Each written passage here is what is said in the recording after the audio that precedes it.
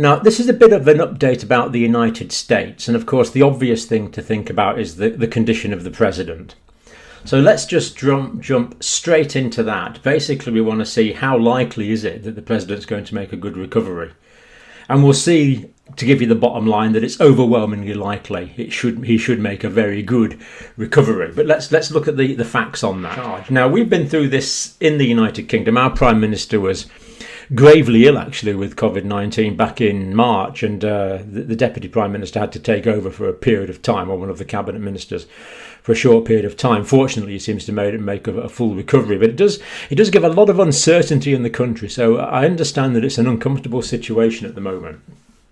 But let's look at the likely outcomes as well. Now, so that's this meta-analysis. Now, the objective of this study, carried out in Australia, just published a week ago. The objective is to determine the age-specific infection fatality rate. So the infection fatality rate is the IFR. It is the infection fatality ratio. It is the number of people that die compared to the number of people that get infected, and we usually express it as a percentage.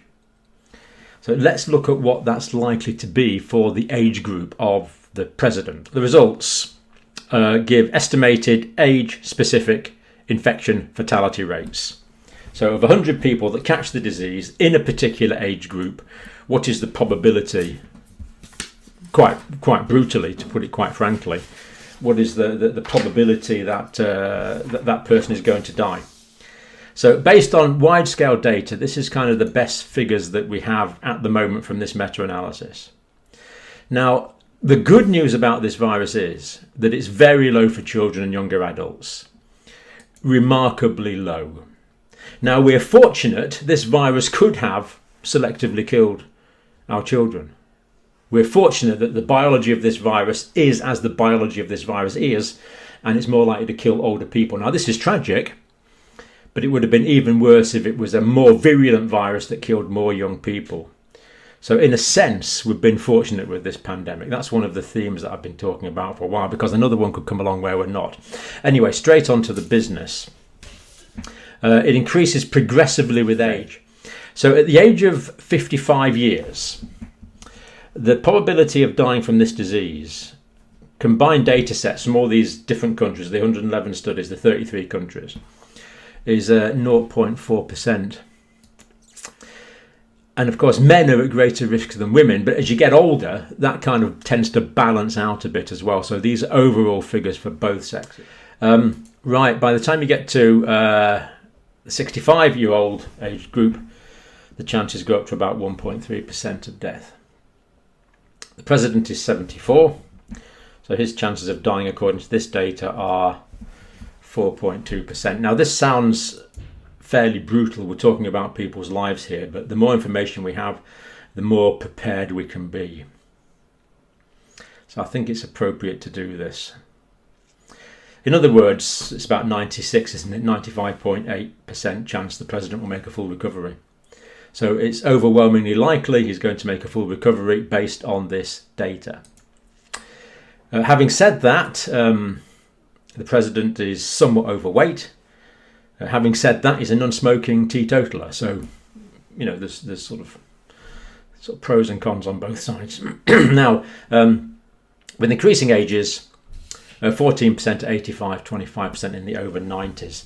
So that's kind of the way it goes. Mr. Biden being slightly older, if he was unfortunate enough to catch the condition, just a slightly increased chance over the president, Mr. Trump. Now, how does this compare to seasonal flu is a question I'm constantly asked. So just to take one example, seasonal flu, winter of 2018-2019 in the United States, 63 million infections. Very, very common. 34,000 fatalities. That gives a case fatality rate of 0.05. I'm not writing this down for you, I'm writing it down for me because I sometimes get the numbers mixed up. So we can see that it's about 10 times, Covid-19 is about 10 times more deadly than seasonal flu. And we'll just review what's going on in the States at the moment. Always good to go to the live data. This is the live data. These colour changes here are the increases in the last 7 days.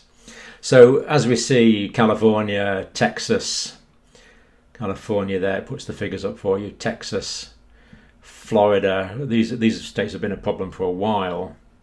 And of course I always include the link so you can click on this and get it bang up to date for yourself. What's changed in the United States over the past little while is the increasing cases in the Midwest. Wisconsin, where with increasing cases, Illinois, for example, with increased cases, and not too far behind in Minnesota and Iowa, Missouri. So that's worth looking at. Now, thankfully, the hospitalization data is not too increased at the moment. So this was the hospitalizations at the peak of the pandemic back in April. And now this data is somewhat out of date, but this is live. So this was up to date as of the 19th of September. So we're expecting another week's data, hopefully anytime now.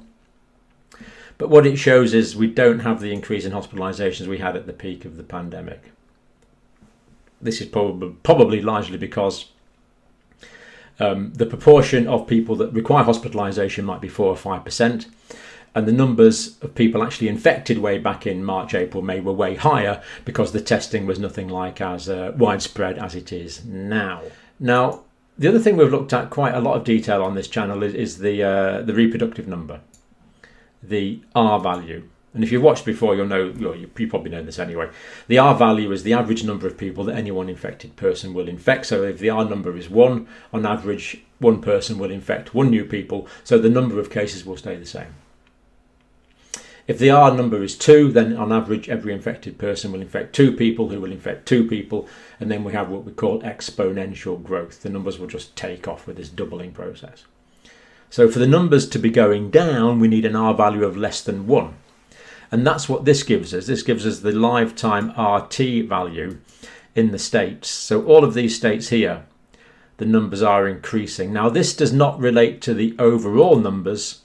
It relates to the rate of increase. So even though someone's got a state might have a very small number of cases, if that small number of cases is increasing, that will give you this larger R value because it's the trend where we're going here. Because it doesn't take long until this disease is doubling every 5 days or something if it's left unchecked. So that's the data from the different states. And again, you can look at this, the links there. Florida, we've noticed, has just gone into the red. It's gone up to 1. It was 0.95 just yesterday, I think. We did notice that there was a quite dramatic easing of restrictions in Florida just a few days ago. And we did anticipate that the R0 in Florida would go up as a result of this, and unfortunately I do expect the R in real time, the RT in real time, to go up more in Florida, illustrating the importance for Floridians to take precautions.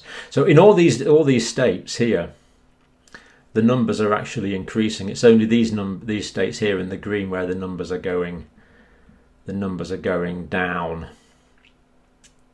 So that's what we call the effective reproductive number.